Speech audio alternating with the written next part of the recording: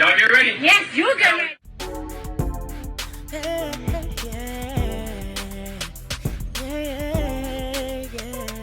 If you want the latest news in the streets, join us and tune in for the tea. Breaking news with integrity. So tell your friends and your family. It's the Lovelyti TV show, bringing you good tea and good vibes. It's the Lovelyti TV show. Be sure to share, like, and subscribe.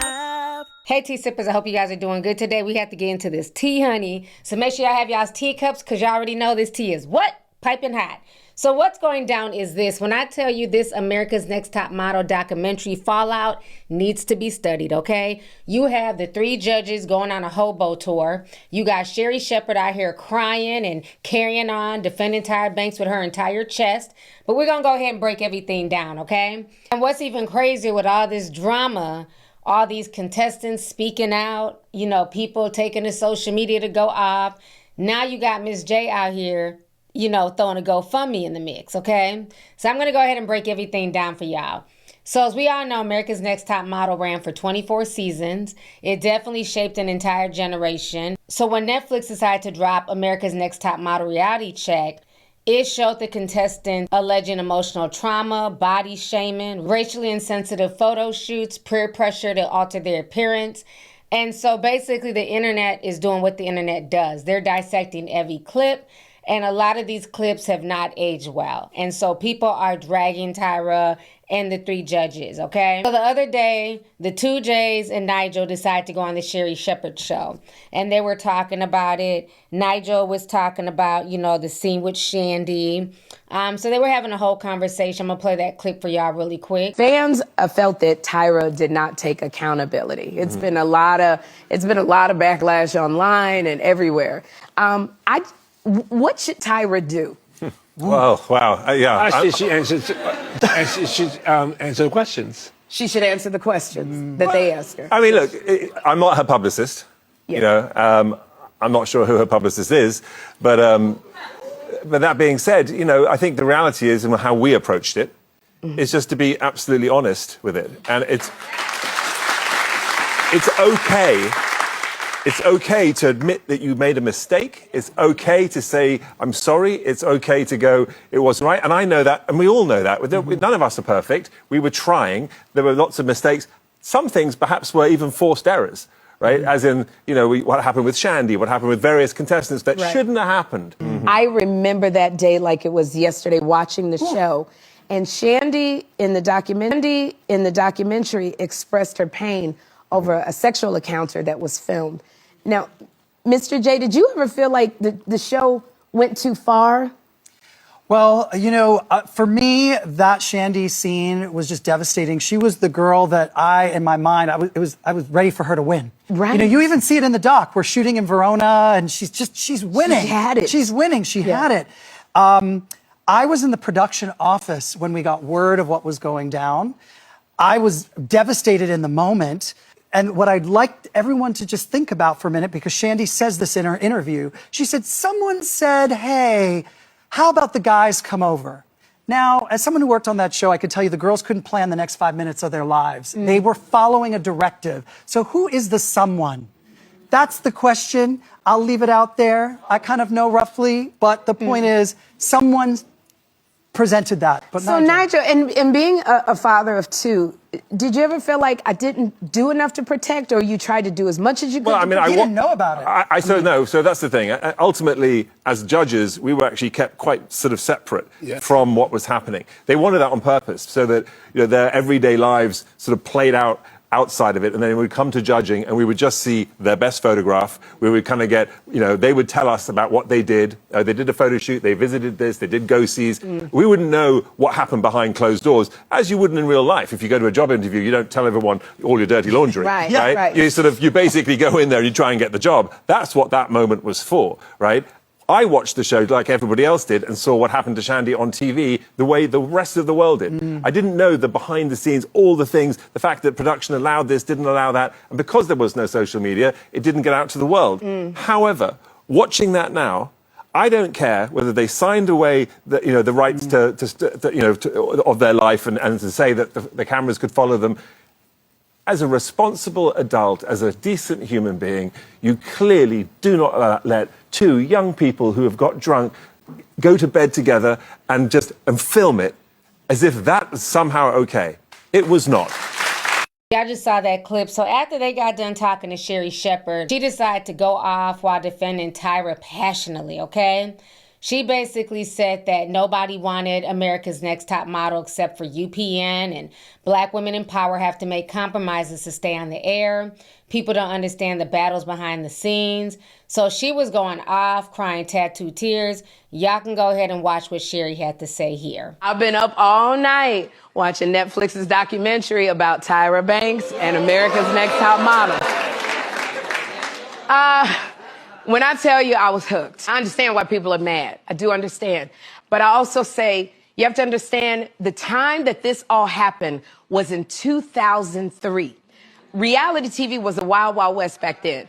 Every show was trying to outdo each other to stay on the air. We had people that were eating rats on Survivor. We had people getting in Nevada spiders on Fear Factor. Simon Cowell was telling people they sucked to their faces. I cannot forget that Tyra that was a young black woman trying to make it in the reality TV game. Like now we have a plethora of TV shows. We're not naive to what goes on behind the scenes in reality shows today. So we're trying to compare a time today that we know a lot to a time when there was nothing like this show on the air. We're not taking into account the battles that this black woman had to fight just to stay on the air for other people to come on the air. In the documentary, they said no network wanted to pick up the show except UPN. Everybody said no. As a woman who has pitched a bunch of shows and tried to get her own talk show, I understand that. Let me tell you something. I bet you if Heidi Klum had shopped the show around and every model looked like Gigi Hadid, it'd have been picked up immediately. Immediately. There's a lot of stuff that we did not know back then that would not have happened if this show aired now. People are blaming Tyra for allowing them to cut a black woman's hair wrong. I remember that when they cut the girls from New York and she was bald and they cut it. She had bald patches. We didn't have the sensitivities behind the scenes back then that we do now. Nowadays, if you have a black talent, they make sure to get black stylists. That's what we had to fight for to get. What people don't understand is the battles that this woman probably had to fight just to keep it inclusive. She came to them saying, I want a diverse cast. I want black women. I want Latin women. I want plus size women. And everybody said no because the industry standard looked like one thing. So she couldn't protect everybody, nor did she own the show. Now, and I'm not saying that the show didn't do terrible things because it did. But I just want to think about it in the context of which it happened. And also there was another thing. There was no social media back then to hold people accountable. Social media is good and it's bad. But what social media does is it advocates for people. If there had been, because like Shandy said, nobody gave me a cell phone. Shandy was off because she had slept with somebody other than her boyfriend, was in a jacuzzi with other men. They would have, now, if that show was on, they would have had an intimacy coach. They would have had psychologists and therapists on the show to help these girls. Back then, they didn't know about any of that. So that's what I'm saying. It was a different time. And there were battles that she was fighting. Because you always think about the long game. I want this show to stay on the air. I want more black women to come on. I want more plus size women. You remember Isis? When Isis came on the show, Isis was trans, I believe. She would not have made it on season 1. They would not have let her be on that show. You remember Winnie Harlow? Mama, you know I know you. I'm passionate about what I'm saying. Winnie Harlow is an amazing woman with vitiligo. Back then, in the first season, she probably would not have made it. But what we know now, we love the trans community. We accept our skin now. But back then, when I tell you the battles, people don't understand. When we are in power, the battles we gotta fight that you will never know about. Never.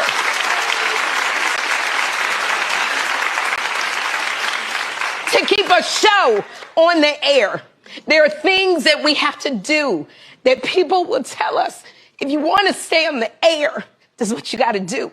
And we got to weigh the options. And sometimes we make bad decisions and we look up and we go, in hindsight, maybe I should not have done it. But I just want to open the door and give a platform to people who look like me. All right, so y'all just heard Sherri's tantrum. And so let me say this. She's not lying about the industry back then. It was brutal, especially back in, the early 2000s. You had a lot of crazy shows out like Survivor, Fear Factor, American Idol, and shock value was everything, okay? But here's the problem. While context does explain the behavior, it does not excuse the harm. And two things can be true at the same time. We can all walk and chew bubblegum, okay, ma'am? So let's start with Tiffany. The way Tiffany was treated on that set was unfair. Tyra was simply mad at Tiffany because she wanted Tiffany to fit a storyline. She wanted her to be the poor black girl from the hood, that Tyra was going to clean up and make her demure and classy and high fashion. And because Tiffany refused to kind of bow down to what Tyra was trying to do, Tyra went off on her. Simply because Tiffany wasn't taking her elimination to heart. That is how some people handle things. They handle things with jest. They don't take things lightly. And then when they're behind the scenes, they break down. But because she didn't have a mental breakdown and cry and throw a fit like Tyra was hoping, Tyra snapped on her. And that's where we got the infamous, "We're rooting for you. We're all rooting for you." I have never in my life yelled at a girl like this. When my mother yells at this, it's because she loves me. I was rooting for you. We were all rooting for you. How dare you? When they were done shooting, production staff literally just took Tyra off set. Since then, Tiffany has been going off on social media. She talked about it in later interviews that Tyra said a lot more. A lot of stuff was edited, but the way Tyra talked to her on that show was disgusting. She talked about her baby, told her to go back and go sleep on the air mattress with her son. I have found out that her son passed away in 2023, I believe. Tiffany took to Instagram and she said the following. "Hold up, at Tyra Banks. Let's keep it cute. You are one lying, tired ass bitch. You know how you treated me the whole time off and on camera. You was a bully. You treated me like shit and the nastiest things and said the nastiest things about me and my son. That is not how the argument went, which I edited to make it look like you cared. Also, fuck at Shade Room. Fuck your weird ass fans. Fuck you, Tyra Banks. I bet you won't sit down with me face to face and talk about it. Also, fuck my family too. Y'all don't ever defend me. I got more money helping more people than y'all or many of the top models. But that's the update y'all give me? Damn shame. It's giving y'all still hating on little black ass me. At Tyra Banks, ho, let it go. It's been over 20 years. Fuck." So that is what Tiffany Richardson had to say. Then she also said this. She says, "I'm the wrong person to bully because I genuinely don't give a F about what y'all saying. You pussy assholes want to talk? Okay, cool. I'm going to lie tomorrow, bitch. Let's get into the tea and why you whores mad at me for feeling the way I do. Pull up." So she posted that 3 days ago. I have been waiting patiently for her to go live and, spill the tea as she said that she would, and she has not spilled any tea. It's been dry as hell on her page. Come on, Tiff, we waiting. I got my teacup ready, okay? But now let's get back to these judges, okay? We have Nigel Barker, Jay Manuel, and Jay Alexander. And they all spoke about Tyra's character. They hinted that what we saw on TV wasn't the full story. Miss J mentioned feeling unsupported during his health crisis. He said all these famous people came to see him, but Tyra only sent him a text message. But my thing is, like I said during my live stream, where is the accountability for them? Because Nigel was also judging the girls. Jay Manuel was a creative director of a lot of the controversial photo shoots, including the race swapping. And Miss J was also critiquing them on the... Miss J said a lot of shady things, honey, to a lot of those young women. Maybe not as bad as Janice Dickinson, but Miss J definitely threw a lot of shade, okay? They were not powerless assistants. These were all grown men. They were executive level contributors to that show. Let's not forget that. And now that this documentary's out and it's not being favored, it's being seen in a negative light, I find it very interesting that they're going on these hobo, talk show tours and they're positioning themselves as bystanders and they're acting like they weren't a part of the same machine that they were paid from. Because see, the difference is they were paid. These models on the show, they were not paid. They were exploited. And they weren't the only ones. I mean, the people on Survivor, unless you won, you weren't paid. If you were on Big Brother, unless you won, you weren't paid. That's how reality TV was back then. You volunteered and basically your payment was fame. But again, they were paid millions of dollars. Maybe not what Tyra Banks was making, but they was definitely eating off this show for 24 seasons. Now, what I find very interesting is that if you look up Jay Alexander's current net worth, it's saying that in 2025, he's worth between $3 to $5 million. And I get it, the net worth may not always be accurate, but that's not nothing to sneeze at. And let's just say maybe he's only worth $1 million. He does have a GoFundMe up and the campaign is asking for $100,000. And many people on the internet are not feeling it. People are asking, he's wealthy, where are his celebrity friends? Why are everyday working class fans being asked to fund somebody who was on a show that was on for 24 seasons and it was a hit and they made good money off that show? So let me go ahead and show you guys this off of the Shade Room. So as you see, people are not feeling this GoFundMe. Somebody says, I sympathize with him, but isn't he already well off? Another person says his net worth is $7 million and y'all people working a 9 to 5 sending him money. Another person said, where is Tyra? This person says, I'll never understand regular people giving money to rich people. This person says, I think it's bad that Tyra is taking the fall for something they all participated in. He had a stroke in 2022, correct? He's been managing just fine. Y'all keep y'all's money to take care of yourselves and your family. Somebody else says, celebrities needing charity money from poor people just doesn't sit well with me. Someone else says $100K to recover or to keep up with the lifestyle. I'm just saying. So I definitely get the optics and how they look to a lot of people. He was a former judge who, helped to traumatize some of these girls. And now he's asking the public, for 6 figures and distancing himself from responsibility. So I see why a lot of people are not feeling this at all. Because to me, if Tyra can be held accountable, why are the judges not being held accountable? They were there too. They profited. They benefited. Now, as far as Sherri Shepherd, I feel like this, okay? Sherri says you don't know what we had to do to stay on air. This is not about Tyra. Let's keep it real, Sherri. You're projecting. You're mad because your show has been canceled, okay? Your show will not be renewed for another season. But there are 2 other black women who do the same line of work that you do. And guess what? Tamron Hall has been renewed for another season. Jennifer Hudson has also been renewed for another season.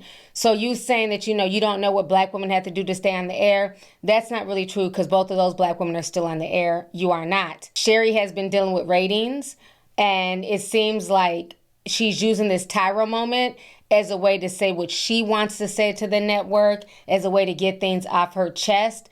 But it's coming off to me as disingenuous because she's really talking about herself. She's really projecting. And to me, defending somebody's right to exist in a harsh industry is not the same thing as dismissing people who are saying that they were harmed. Sitting here boo-hooing and crying for Tyra. Meanwhile, you have former contestants who are still trying to process the trauma that Tyra put them through. Just like another black woman that I just talked about, Tiffany Richardson. She's clearly still going through it, but there's no tears for her because she's not famous and she's not a multimillionaire like Tyra. Tyra was the face of America's Next Top Model, but America's Next Top Model was definitely a machine. Let's not forget that. It had producers, judges, creative directors, the network. It was an entire system. And the system is what created these outcomes. So now that all the harm has been brought to light, now that we see a lot of the behind the scenes stuff, now that we have more context as a viewer, I don't think that all the blame should be on Tyra. Tyra is definitely guilty of a lot of stuff, but there's plenty of blame to go around. So in my personal opinion, Sherri defending Tyra is nothing but a deflection and a projection because of what she's going through. I get, having loyalty for somebody, but if you're not able to hold that person accountable, then at that point you're just deflecting and I don't want to hear it. Nigel, Jay, and Miss J speaking out, that's cute, but at the end of the day, none of them are innocent either. So this whole situation to me is a hot mess. And I will say this, I think part of the reason why Sherri Shepherd is not being renewed, maybe because of her attitude. I've had my own dealings with Sherri Shepherd. I've talked about this in the past. I'll talk about it again on a live stream. I'm not going to make this video much longer. And on top of the ratings being low, maybe she's just not a nice, friendly person to work with either. Attitude reflects leadership. So anyways, y'all, let's go ahead and get the discussion popping. Go ahead and leave a comment. I want to hear from you, tea sippers. I want to know y'all's opinion on this situation. How do y'all feel about Sherri Shepherd crying and carrying on and, you know, trying to defend Tyra? How do y'all feel about what she had to say? Do y'all feel like she's being sincere or she's being performative and really projecting? And then last but not least, how do y'all feel about this hobo tour that Nigel, Jay Manuel, and Jay Alexander are on? And last but not least, how do y'all feel about the GoFundMe that's been started for Jay Alexander for the fans to donate to him? So let's go ahead and get the discussion popping. I look forward to reading y'all's comments down below. Please hit this video with a like. Feel free to share this video, and I'll talk to y'all later. Deuces. If you want the latest news in the streets, join us and tune in for the tea. Breaking news with integrity. So tell your friends and your family. It's the Lovelyti TV show, bringing you good tea and good vibes. It's the Lovelyti TV show. Be sure to share, like, and subscribe.